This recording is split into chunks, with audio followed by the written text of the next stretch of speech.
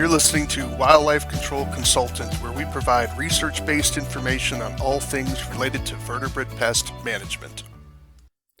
Hi everyone, Stephen Vantassel here, Wildlife Control Consultant, bringing another episode of the Wildlife Control Consultant podcast, where we cover all things technical related to vertebrate pest management. Hey, glad to have you on board. I hope your week went well. I am still kind of busy, but certainly not as crazy as I was before. Got a project I need to kind of type up, so certainly some work continues. Certainly grateful for those opportunities. Hope you're doing well. You're probably well into the business season. For those of you who are doing wildlife control work, if you're just someone who's wanting to learn more about wildlife control, then you've come certainly to the right place. Well, if you have criticisms, comments, thoughts, suggestions for new shows, we'd love to hear from you. You can reach me at wildlifecontrolconsultant@gmail.com, wildlifecontrolconsultant@gmail.com. We'd love to hear from you. If you have a topic, perhaps you have a product or a service that you'd like to market to wildlife control operators, we'd love to hear from you. You can reach me again at wildlifecontrolconsultant@gmail.com. Would request that you view our video on advice for guests. That would be helpful as well. So anyways, well, what are we going to talk about this week? Well, before I do that, just wanted to highlight some things on my website store. Of course, we have various educational and training materials, as well as the opportunity for a personal consultation if you're looking for perhaps some advice about breaking into the wildlife control field. 1 hour is only $75, and believe it or not, we can cover a lot of material in 1 hour. So you can definitely sign up there if you wish. So what are we going to talk about this week? Well, something came across my desk today that talked about a new memorandum of understanding between BLM and USDA Wildlife Services. Now, if you're not familiar with those acronyms, those are two different agencies within the federal government, talking about the United States government. And so the Bureau of Land Management, as the name sounds, it's part of the Department of Interior, and they manage a staggering amount of land. It is well into the multiple millions of acres. And so if you're not aware of this, the federal government is the largest landowner in the United States. And those of us out here in the West, the federal government owns a lot. And so there's obviously some controversy because some states want to get access to those lands and be able to sell them and get them under state control as opposed to federal control. And so you have basically sometimes the East Coast states that have basically filled up their land and they're making lots of money off their property. They don't have these vast tracts of open space that aren't paying taxes basically to our government here in the West. And so that's that's a simplified version of part of the controversy. Of course, there's environmental, there's business, there's states' rights issues involved and all that. But nevertheless, the controversy continues. Well, whatever your opinion of that is, the Bureau of Land Management is responsible for managing a sizable amount of land. Now, they're not the only government agency that manages land. You have the U.S. Forest Service, of course, is another. You have the National Parks Service is another one. But they all have different districts and different responsibilities, but they're all basically land managers.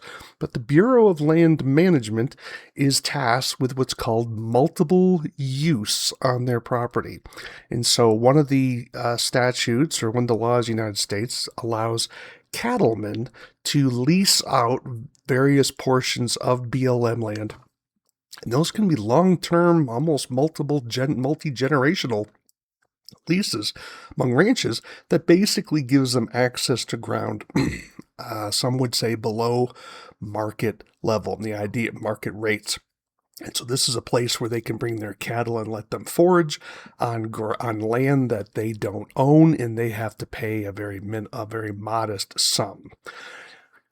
Well, you may say, what do we care? Well, part of all of that is in a sense trying to manage our food security here within the United States. Well, it may not be of a big concern to you, although if you're looking at beef prices over the last year, you can notice that they've been fairly elevated.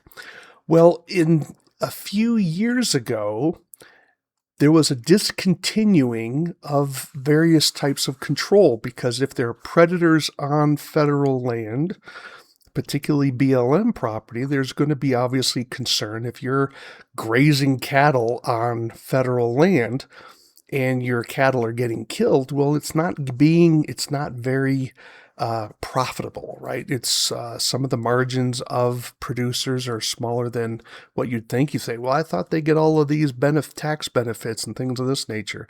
A lot of those types of benefits go to farmers, not necessarily to cattle ranchers. So cattle ranchers get part of their benefits, of course, are getting access to land below market rates.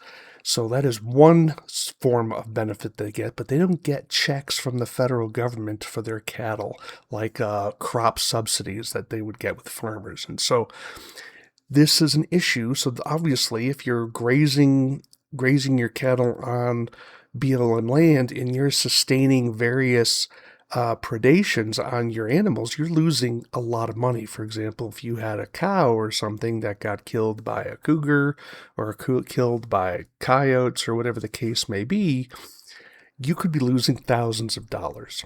And of course, now, full-grown cattle are typically not attacked by a lot of predators. However, it's certainly possible, but more to the case is calves. And calves are your future income, right? That's a cow that you're trying to raise up. You got it through the birthing process. It's matured enough, and now it's out in the rangeland, and you're wanting to fatten up that calf to grow up, that then you can sell it. So the future, that's the future market, or your future income is in that calf. So obviously they're going to be predated upon because they're a smaller animal and easier to take down. Well, back in 2020, actually 2020, let me get that number out properly. I want to be sure I'm accurate here. I believe I saw here that it was 2020 when there was an original restriction.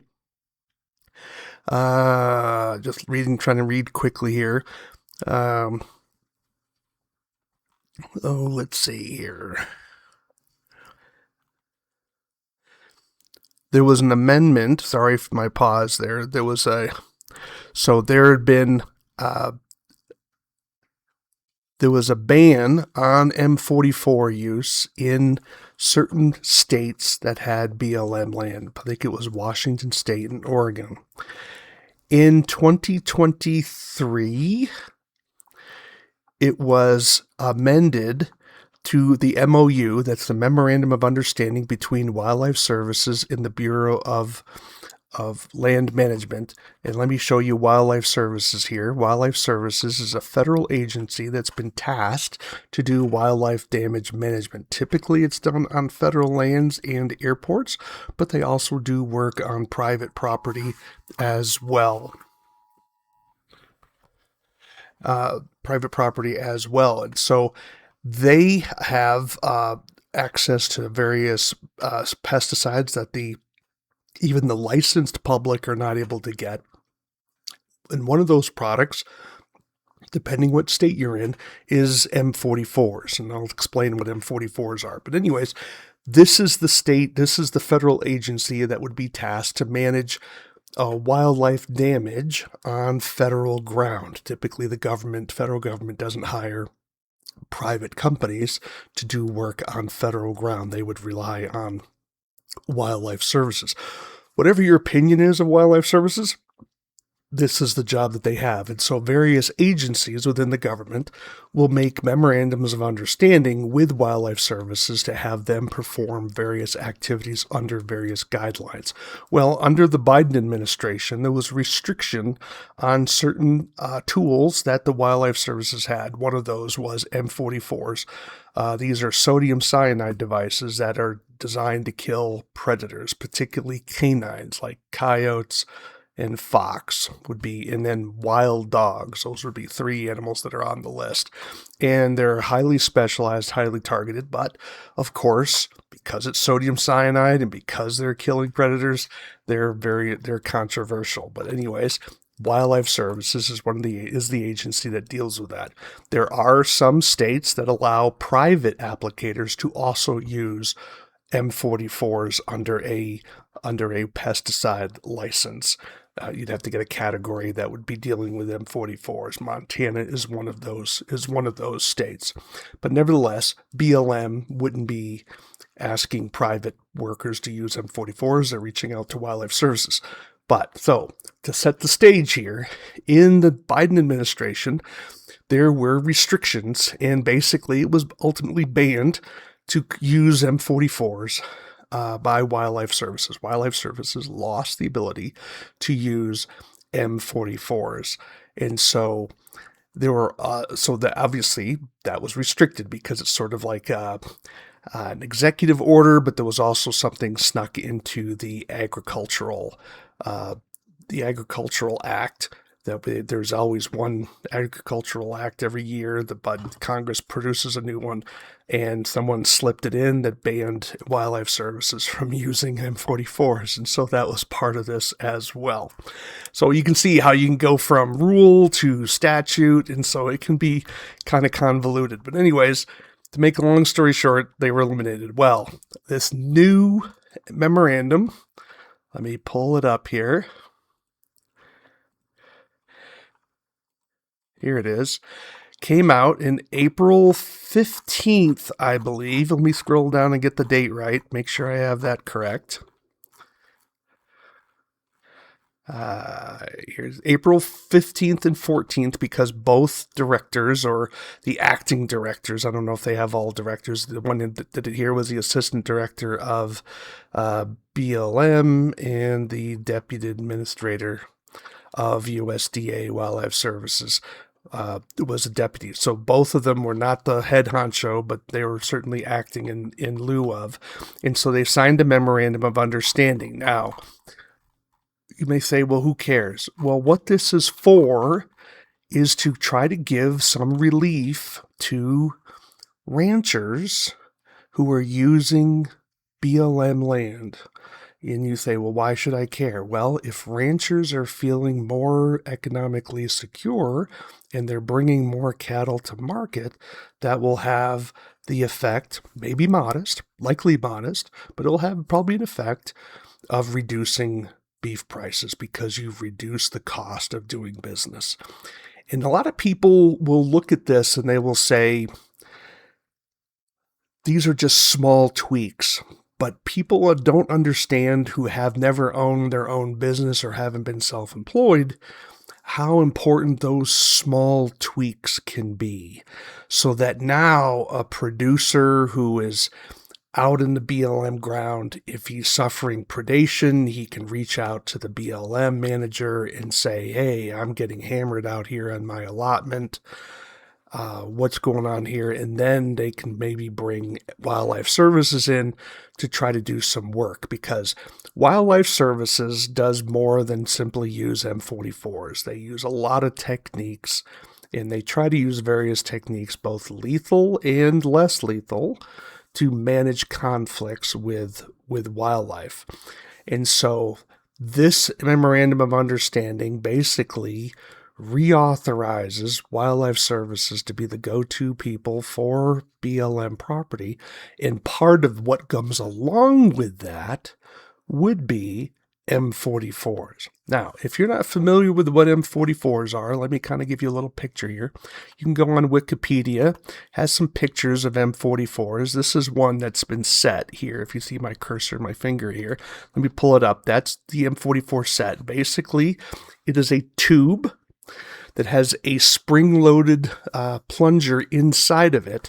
And so the applicator would smear some lure on the outside of this little knob that would cause the, let's say, coyote, because coyotes are a major target for M44s, so that the coyote would come over and bite it not roll in it. The bait has to be such that the coyote wants to eat it, wants to bite and pull. So biting and pulling is a particularly canine action. So when the coyote pulls it, it releases a spring that then hits a sodium cyanide capsule and it sprays the powder into the coyote's mouth. Once that hits the coyote's moisture in their mouth and their mucous membranes, it releases cyanide gas. The coyote is typically dead within 30 to 50 yards. Rather quick. It is an extraordinarily targeted device, where a foothold only requires the animal to push and to step on it. This is very specific because a lot of animals don't do that bite and pull. Plus, the lure on the device is not going to be favorable for a lot of different animals. In the decades that these devices have been used, they have very, very low levels of non-target kills. There are non-target kills, but they're very low, particularly when you compare them to footholds. And if you don't believe me, let me show you a publication that I wrote. This is a publication I wrote. It was published in 2020. It's called M44 Use by Non-USDA Wildlife Services Applicators between 2006 and 2019 in Montana. So it's just the state of Montana. And basically, the article talks about the states at that particular time that allowed M44 use, both for wildlife services and for private applicators. Talked about the program in Montana. And then it goes through and talks about how many animals were taken by M44s and those that are considered non-target and the unknowns, as well as the percentages.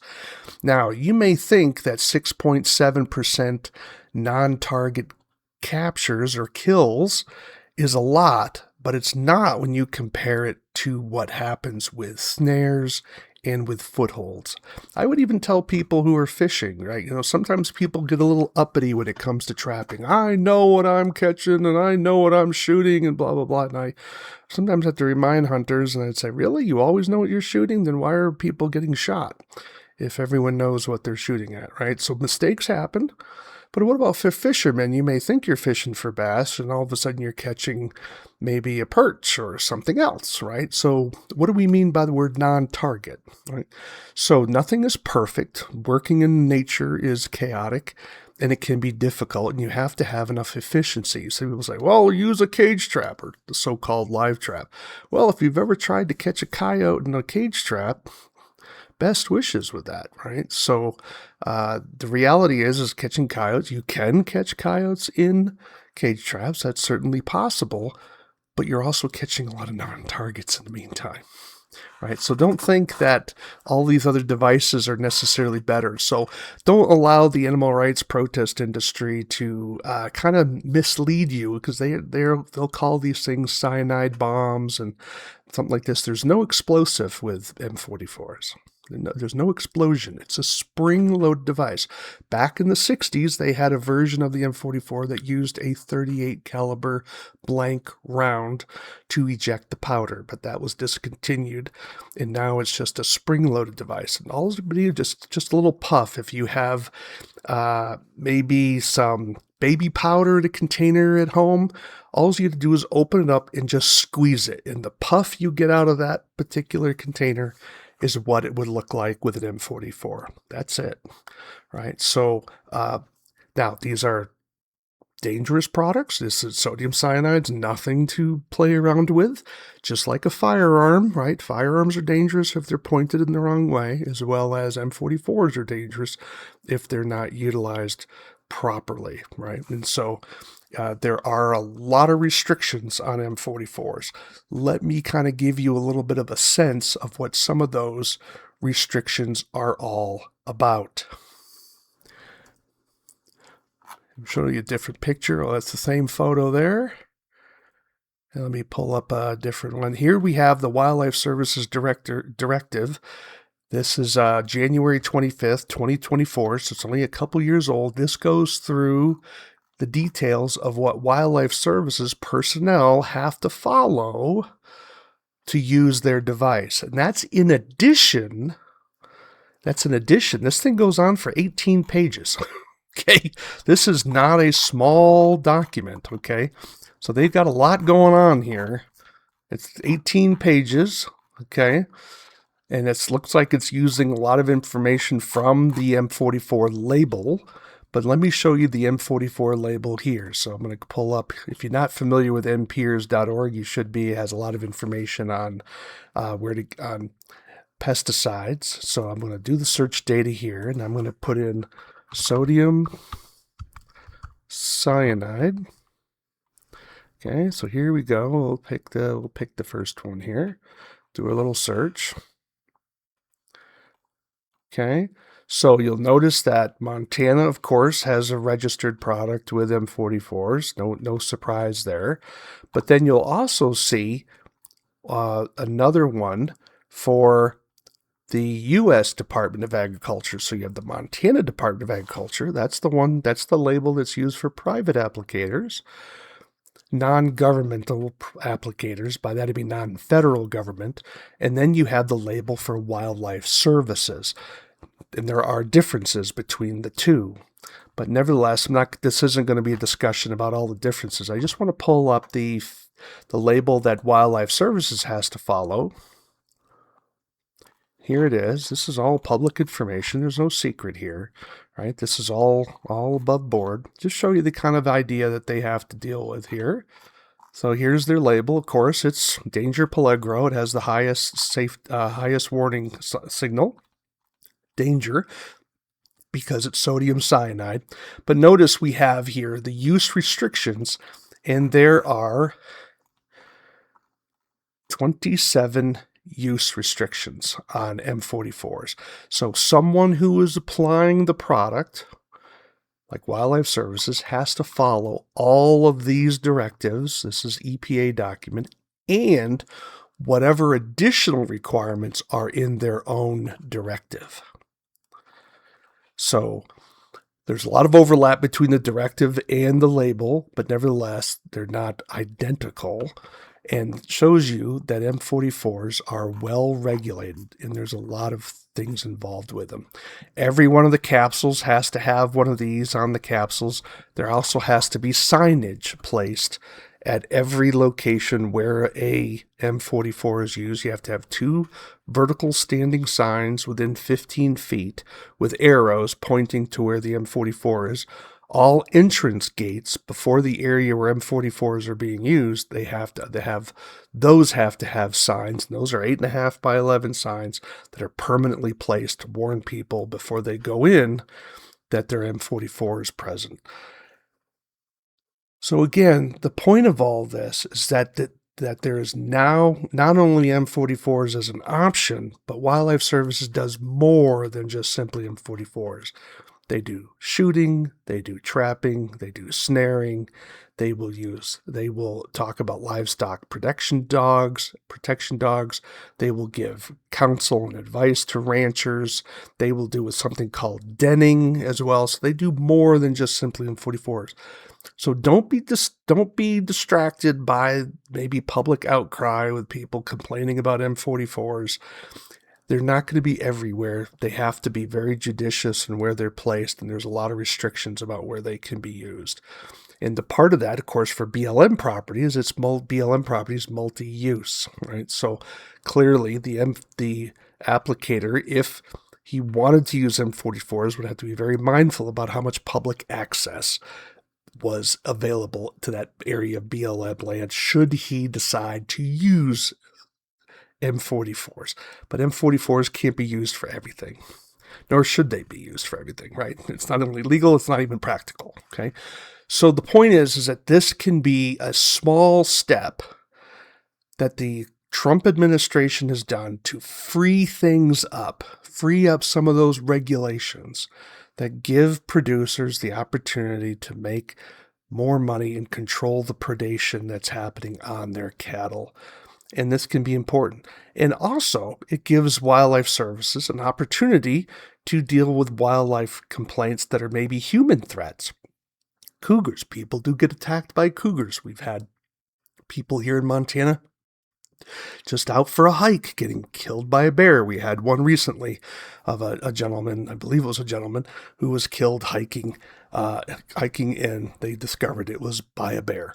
And so the idea that nature is not dangerous, it is dangerous, and there are some big predators. So when people want these big predators to come back, there are risks involved with that. And sometimes we get a little cavalier. They're like, oh, well, you deserved it. That is not the right attitude to be having. And we need to make sure that we have a proper balance with nature rather than being always afraid of nature. And so this is part of the rub.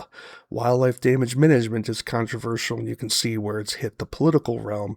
But now this new memorandum of understanding between Wildlife Services and BLM, as here it is, BLM MOU HQ 2030-2026-05 is now in force. And so we'll see if that can have any impact. It'll certainly probably have an impact on some of our producers so that they can maybe protect their livestock, get their livestock protected a little bit better, and probably some other issues that would be, because wildlife damage isn't just about cattle, it's also about human safety, it's also about protecting the environment as well. All right, now you may say, well, I don't care, Stephen, I don't live in the East. Well, this is one of the things we have to think about as wildlife control operators, and that is this an area that private wildlife control operators should be thinking about? So many people see Wildlife Services as a competitor to their businesses. That is less so out here in the West, but the point is that is this something that wildlife control operators should consider? Would they want those contracts to do wildlife control, maybe do a shooting job on coyotes out here in the West? Those are some questions that have to be related, and I haven't spoken about this in a long time, but wildlife control operators need to be thinking about the political landscape, because if they're looking to expand their business or to guard their business, they have to create a space for private industry. And Wildlife Services obviously has control over the federal ground. Is that a growth area for wildlife control operators? Should it be? These are questions that have to be understood. Just to put my own cards on the table, I'm not doing wildlife control work for a living, a private applicator here in where I'm living. But I am still happy about this new MOU, because as a consumer of beef, I'm hoping it's going to help some of our producers. It also will affect those who are have sheep out in the BLM as well. It's not, I keep thinking cattle. We don't have a lot of sheep here in Montana. We have some, but not compared to the cattle industry. But other states have a lot more sheep, and sheep are much more vulnerable to predation by predators. And so it's going to be even a bigger issue for sheep herders, right? So nevertheless, I don't want to just simply focus all the way in on that. But this is going to be important because there are other predators that will attack sheep. When you think about things like golden eagles and we talked about cougars. You think about black vultures. They can be a little predatory, as well as not just simply killing an animal, eating on an animal that's already dead. They have a little predatory aspect to them as well. So this is huge. And you will see how different administrations approach our relationship to nature in different ways. And this has an impact. So if you think that voting doesn't matter, it does. And it does have real world impacts, because people are policy, and who you have in office, you may think of a lot of things are overlapping, and they do. But when you get out to the margins, that's where different nuances. It's sort of like a difference between a dial at 51 and a dial at 47, right? And how you may think, well, it's only 4%. But if you're in that 4% margin, that's huge for you, right? And sometimes people out in the West feel neglected, and they feel that they don't get the kind of attention and political power that the coasts get when it comes to the federal government, particularly when the federal government controls so much ground. I think here in Montana, if I don't quote me on this, I think the federal government owns a quarter of the land in Montana. It might be a little less than that, but it's a staggering amount of land. And so that is something that's very big. So how that land is managed has a huge impact to the people living in and around those areas or utilizing those particular properties. So I wanted to sort of bring that up for you. You know, we saw some publications, again, just showing you mine. You can certainly download this. Is available online. It's available at no cost. You can just simply pull that out if you wish. Again, it's a little dated at this time, but it still has a lot of helpful information. And I'll put some of these links in the description should you care. But you say, but keep in mind the principle here that politics matters. You should be keeping an eye on politics. And I just wanted to point out that this new relationship, and it looks like I would suspect Wildlife Services will be getting relationships with a lot of other government agencies. And for those of you making your livelihood off of wildlife control, you may need to kind of keep an eye on that in terms of, is that going to affect you in terms of competition? And then what should you do about it? Do you care? Do you not care? Should you care?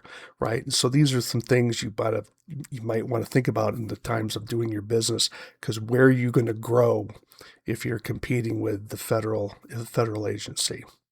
Just some food for thought there. Well, I hope you found this at least somewhat interesting, if not necessarily making you immediate money in your pocket, to be sure, but just showing there's been a new change in town, new change in the landscape, so it's certainly something to look at.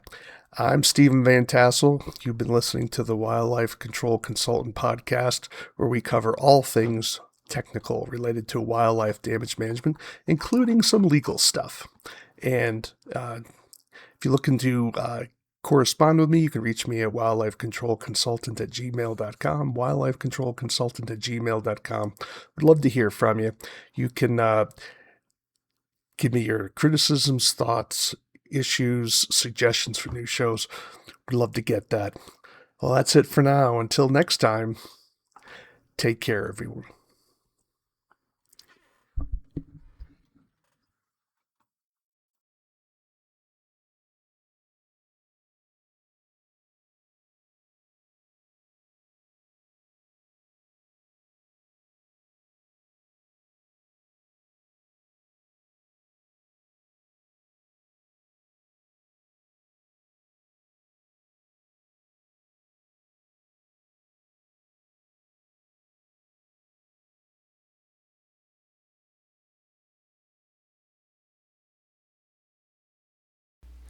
This is the disclaimer for Wildlife Control Consultant Podcast. Vertebrate pest control is an inherently dangerous activity involving risk of bodily injury to you, others, and/or property. Vertebrate pest control also involves legal issues, so be sure to always follow national, state, provincial, and local laws when using pesticides and/or other control methods when controlling pests. Wildlife Control Consultant LLC, Stephen M. Vantassel, or their affiliates are not responsible for your use of the information provided here. Always consult a qualified and appropriate professional before employing the information provided here.